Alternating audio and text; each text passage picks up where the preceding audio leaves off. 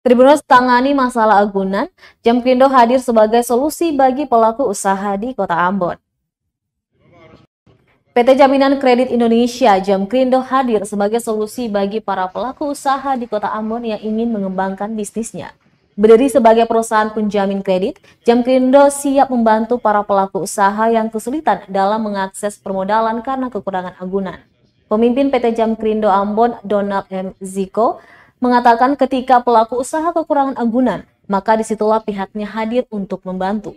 Jika pelaku usaha yang ingin melakukan kredit senilai 100 juta rupiah, namun hanya memiliki agunan motor yang bernilai 25 juta rupiah, maka sisanya akan di-cover dengan penjaminan Jamkrindo.